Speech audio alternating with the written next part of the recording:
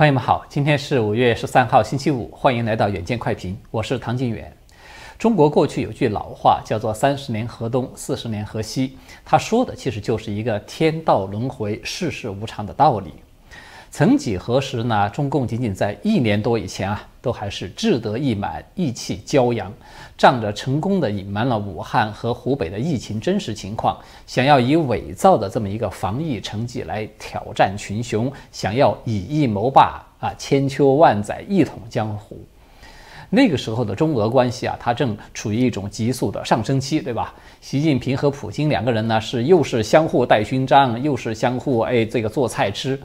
以中俄伊朝这4个国家为轴心的一个国家集团，其实已经隐隐成型。习近平呢，左携王沪宁、张维为等人给他炮制出来的那个什么东升西降等雄韬伟略了，右握率先走出疫情第一波高峰的经济恢复的红利，施然霹雳天下，完全一副百年变局尽在掌握的这种得意但是这一切呢，在2月24号那天就发展到了最高峰，此后呢，一切利好都戛然而止，急速的下坠。这个形势呢，以排山倒海之势发生了逆转。那么到了现在除了伊朗暂时比较低调，我们看到中俄朝几乎同时都出了大问题。我们先来说一说中国。昨天呢，这个北京市政府新闻发言人徐和建，他针对着网传的北京静默3天的说法呢，进行了一个辟谣，就声称说所谓的封城静默都是谣言，这个抢菜囤购更没有必要，因为北京市的这个城市运行保障是不会受影响的，这个社会面将保持正常等等。那么这些话呢，他听上去似乎是没什么毛病的，但是重点呢是在他后面说出来的话。他说北京真实的任务是要利用未来3天的周末窗口期，在包括了东城、西城等等12个区的范围之内，连续的开展3轮这种核酸检测。然后呢，这位徐和建发言人就正式的宣布说，北京市呢倡导5月13号呢居家办公，那么5月14、15号这2天呢恰逢是周末，市民应居家休息，减少流动，就地参加核酸检测。在我看来，这个发言它应该要载入历史，因为这个是刷新了中共这个清零防疫历史上从辟谣封城到坐实封城之间这个时间间隔的最短记录，它前后间隔仅仅是有1分钟。我们说北京它实质上就是封城了，尽管它的这个时间呢暂时说只有3天，而且这个范围呢它也只占到了16个区中的12个，但是呢，它仍然改变不了这个封城的性质。也许有的朋友会有不同的想法，但是呢，我想这个熟悉中共话语系统的人都应该能够看明白。13号呢，他说是倡导居家办公，那其他不办公的人自然就没有任何理由出门了。那么14、15号这2天呢，叫做应居家休息，大家要注意它都不是说建议，而是应。所以这个表面上呢，看起来这个要求似乎还比较柔和，甚至你听起来似乎还有点人性化。但是在这个所谓的倡导和应居家休息的背后，我想很多人都能够感受到、体会到那种你懂得特色的那个深深含义了。实际上把这个封城说成是休息呢，并非北京的首创。早在1周多以前的郑州封城的时候，这个官方当时就以非常清新而又充满暖意的这种口吻来宣布说，郑州静下来了，郑州请休息一下。所以我们就可以看到，中共现在玩弄这种文字游戏来洗脑愚民，他已经到了随心所欲的颠倒黑白的程度。他可以把一件本来是非常残酷的，让千人骂万人哭的事情，用一种很温馨的或者是卖萌式的语言来宣布给你听。比如说，对这个2000万人口的庞大城市全部封城。他们呢，也可以把一件原本是很简单、很普通的事情，说的好像是严重的像世界末日一般。就比如我们都知道的这个奥密克戎疫情。北京的封城呢，它应该是一个标志，它不仅代表着以北上广深为代表的这种中国所有一线城市，它都已经先后沦陷，就是经济也陷入到了困顿的泥潭。而且啊，北京是作为中共的洪都嘛，中心了，它都被迫的封城，它更标志着中共这个以夷谋霸的战略呢，它其实已经从进攻转入防守了，从幸灾乐祸转入自顾不暇了，这就是一个分水岭，或者说是一个转折点。尽管北京官方宣布说北京居民只是应居家3天，但是我们现在看到网络上已经有据称是内部消息在流传，说实际上这次封城可能要执行到20号为止。当然这一类消息呢，它的来源从来都是难以查证的，但是呢，有了上海从最初的那个鸳鸯锅封城只是5天的时间，活生生就演变到我们现在看到封城已经是1个半月的先例呢。我建议啊，北京的朋友们最好还是做好这种封城半个月甚至是更长时间的准备。这个转折点呢，它其实也可以说是整个中国社会的转折点。朋友们可能都看到了，这2天大陆网络啊讨论的最火热的2个消息，就是捡护照封国门，还有一个就是已经迅速的被印在 T 恤上去开卖的，这是我们最后一代这句惊世宣言。关于这个捡护照收紧出国这个事情啊，实际上它在最近1-2年是零零星星一直都有相关的这个传闻出现，但是呢，它大都是属于个别地区或者是个别时期的一个现象，但这次有点不同。在网络上我们看到，它先是出现了大量的网友发帖自曝自己的这个护照被捡了，然后呢，这个中共国家移民管理局它的微信公号很快的就在昨天是正式的发文来证实，说这个要从严限制中国公民非必要出境活动。在中共的这个话语系统中，他们永远都不会公开的承认说啊，我们要闭关锁国了，因为这4个字呢，它是中共大骂所谓腐朽的满清王朝固步自封的那个固定用语，对吧？至于说这个从严究竟要严到什么程度，这个必要和非必要出国它的判别标准是什么？这个基本上可以说就是只可意会不可言传了。那么这是我们最后一代的这句话呢，大家可能都知道，它是出自于一段极其火爆的视频。在这个视频里面啊，几个警察他敲开了一对年轻夫妇的家门，然后宣布说他们是属于密接者啊，要全部带走隔离。在遭到拒绝以后呢，这个为首的一个警察就威胁说啊，如果你们不配合，那不但你们要受到处罚，还要影响到你以后的3代人。然后呢，这位当事的居民就冲口而出说，这是我们最后一代了，谢谢。我刚才说了，我说这个也是中国社会转折点的一个标志，是因为啊，这2个最热的焦点信息，它释放出来的信号其实是一致的。他们都代表了同一件事情，就是中国已经没有了未来和希望。所以呢，整个社会它基本上变成了只有2种选择，要么你就各显神通，冲破这个从严限制，润到墙外去，要么你就只能够以自绝后代，甚至是自绝后路的方式在墙内躺平。这2者它其实就是同一枚硬币的2面。我们都知道一个道理，天呢，它从来都不会是一瞬间就变黑的。现在的中国啊，可以说它正处于日落西山以后，这个大地正在迅速的坠入黑暗的过程之中。我们基本可以肯定的是，在不久的未来，会有更可怕、更残酷的事情会发生的。接下来啊，我们要和大家来说一说中共拴在同一根绳索上的另外一只战马的这个朝鲜。中共病毒在武汉爆发2年多以来呢，朝鲜它是世界上几乎唯一的一个一直都宣称说不存在感染病例的国家。但是这个一直都被网友开玩笑说它是用枪决来清零疫情的国家啊，在昨天是一鸣惊人。首先呢，是这个金三胖他突然亲自的宣布说首次发现了新冠病例，然后呢宣布朝鲜全国要进入最高紧急状态，并且实施封锁。然后这个朝中社就是官方的了，他在今天就正式承认说，从4月底开始到现在啊，这个不明原因的发热病例在朝鲜的全国范围之内是呈现一种爆发式的蔓延，短时间之内已经超过了35万例。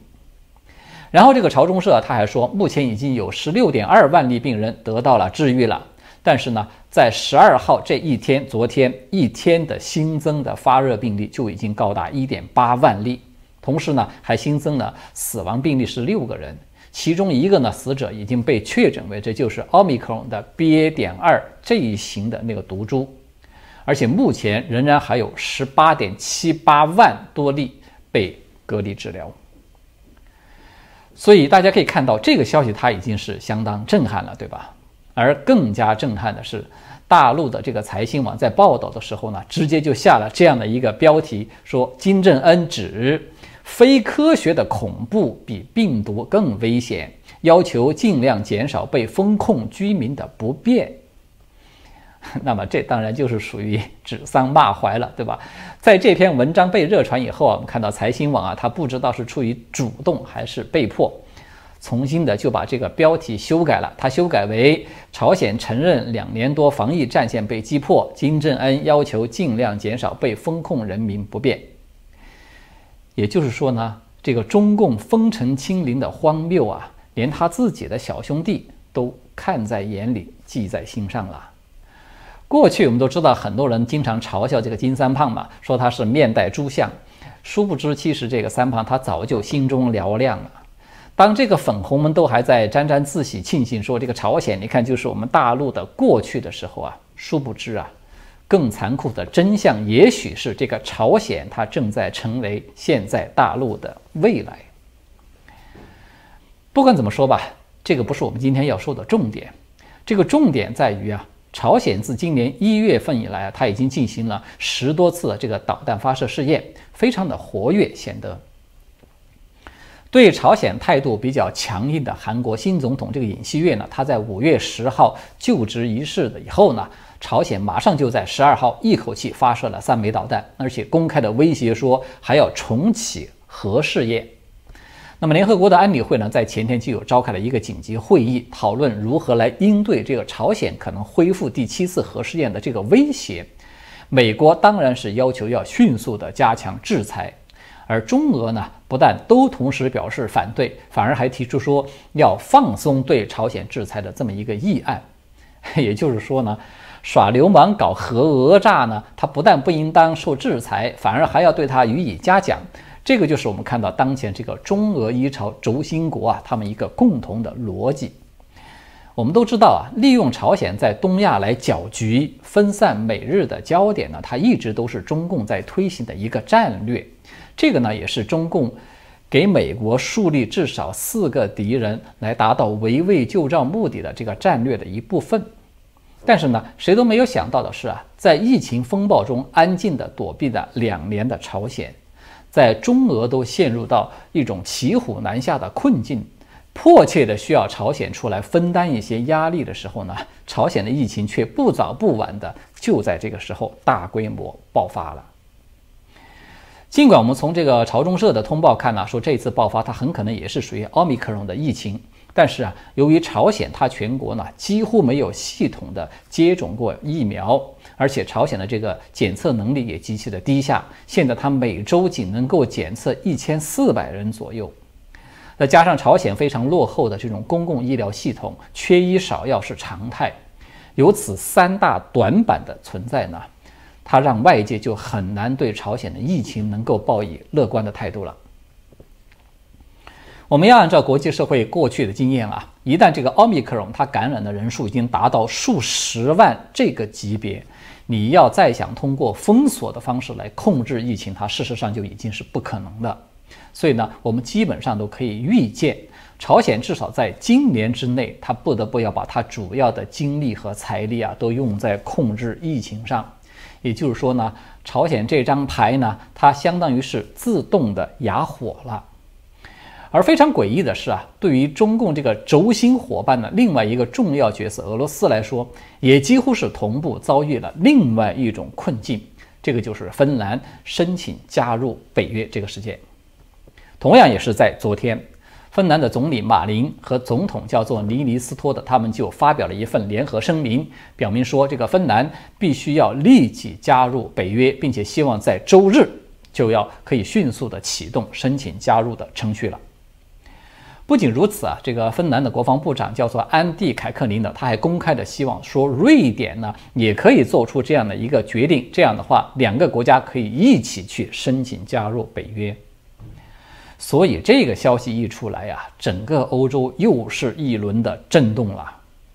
北约这个秘书长斯托尔滕贝格呢，立即就表态欢迎，说这个芬兰呢，我们欢迎你加入北约。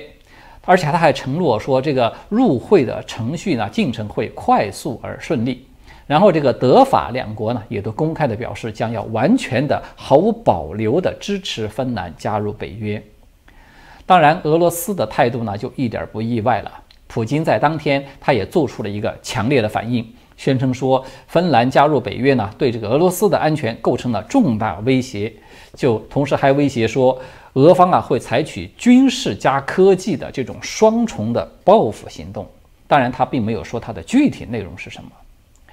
与此同时呢，这个芬兰的晚报就是这家媒体，他在今天引述一个匿名消息人士的报道，就是说，芬兰的政坛要人已经接到了警告，说俄罗斯呀很有可能在明天就切断对芬兰的天然气供应，作为第一波的这个报复措施。其实现在这个局面呢，我们早在普京刚刚发动入侵乌克兰的战争的时候，就和大家有分析过。就是普京他不惜以入侵一个国家来想要得到一个所谓的战略缓冲带的想法呀，他恐怕会适得其反的。他不但只会得到一个成为世仇的乌克兰作为自己的邻居，他还有可能导致更多周边的小国竞相的申请去加入北约，它的地缘环境呢只会更加的恶化。芬兰他在历史上的2战期间就曾经和苏联有交过手的打过一仗。那么一场这个苏芬战争打下来呢，苏联其实都没有占到什么便宜的，而芬兰它为了不刺激莫斯科呢，也一直都保持了一种中立的政策。但是现在普京对乌克兰的大举入侵，他就等于向全世界证明说，这个中立路线他已经走不通了。要么周边的这些国家就是去亲俄，成为莫斯科的一个附庸，或者是忍气吞声的接受这个俄罗斯的蚕食，就好像现在的白俄罗斯和2014年的乌克兰一样。要么你就选择去亲欧，就是融入到欧盟和北约的体系之中，获得经济和军事的双重的利好。所以这个事态演变到今天，我想大家都已经看清楚了，普京他现在和习近平一样，被自己的这个决策呢困死在一种进退两难的处境之中。芬兰和瑞典呢现在申请加入北约，这个时间点可以说是风险最低的时候。为什么呢？因为在这个乌克兰战场上无法取得任何有意义的进展呢，它已经使得普京基本上失去了整个战争的主导权了。就是说，他要继续的耗下去、打下去，还是说选择马上来和谈收场，这个主导权呢，已经不在他的手上了。普京他已经无法自己来主动的选择一个适合自己的方案了，而只能够被动的跟随着乌克兰的决定来选择究竟是要打还是要和。所以在这种一地鸡毛的背景之下呢，普京他可能再对芬兰，甚至有可能包括瑞典这个欧洲知名的军工强国去开战吗？尽管普京在这个入侵乌克兰这个问题上，他表现出了罕见的一种利令智昏，但是呢，我个人还是不太相信说普京他会疯狂到这种程度，去重蹈这个希特勒当年两线作战最后惨败的这么一个覆辙。如果说这个俄军在入侵乌克兰之初北约和国际社会还多少有点忌惮，就是不敢全力的去支持乌克兰的话，那么现在的这个俄罗斯，它在北约国家的眼中，只不过可以说就是一个被伏特加掏空了身体的冰痞子了，就是看起来它可能咋呼的厉害，实际上是不堪一击。如果普京他真的敢对芬兰去开战，我基本可以确定，他不但马上就会失去整个乌东，包括克里米亚，而且极有可能他会很快与中共翻脸。因为中共再蠢呢，他也知道这样打下去俄罗斯他会有一个什么样的悲惨的结果，而这个结果呢，对他自己又会产生什么样的影响？这个其实并不需要有多高深的判断力了。要知道啊，这个美国的新闻周刊他们在昨天才刚刚引述了这个一个专业期刊的数据，就表示说，即便是在最宽松的这样一个标准之下呢，俄国现有的军备库存在乌克兰战场最多也就只能够支撑90天。因为过高的战损和这种强力制裁下的军工企业，他们无法去进行补血，它使得俄军呢现在在这个乌东战场上已经处于一种苦苦支撑的状况。他哪里还敢奢望又一个可以在72小时之内就拿下赫尔辛基的这样一个神话呢？而在今天呢，同样是这个新闻周刊，他们发表了一篇独家报道，就披露说，美国的情报部门基于对新获取的俄军的战争计划和文件的掌握呢，他们认为俄罗斯现在已经放弃了夺取整个乌克兰南部的所有的军事计划。但是反过来我们又想如果说普京他不敢去对芬兰动手，那不就等于说给北约做了一个全世界最好的广告嘛，对吧？所以周边这些小国所有感到受威胁的国家，他都只会更加积极的去申请加入北约。所以我们就可以看到，习近平呢，他在这个清零封城和共存的二者之间左右的这种泥潭之中挣扎，他看不到尽头；而普京呢，在这个战争的战与和，还有这个北约北扩，他不是东扩了，他是北扩。在这个泥潭之中挣扎，他一样是看不到尽头。而金三胖呢，他才刚刚陷入到疫情的泥潭，才刚刚开始重走全世界早在2019年就已经走过的那个抗疫的艰险之路了。所以说，就是一度这个盛嚣尘上的轴心国集团呢，它几乎都在同一时间段之内陷入到了这种巨大的经济与安全的风暴之中。在我看来呢，一个新的天象，它其实已经隐隐约约的浮现出来一个大致的轮廓了。这个就是中俄朝呢几乎同步遭遇的这个轴心风暴。我觉得它至少是标志着中共所鼓吹的那个所谓东升西降的，它已经开始往反方向去发展。就是说，以中共为核心的这个轴心国集团，在每况愈下的危机之中，恐怕很快会面临着真正的更大的一个变局。好的，今天呢我们就暂时聊到这里了，谢谢各位的观看和收听，我们下次再见。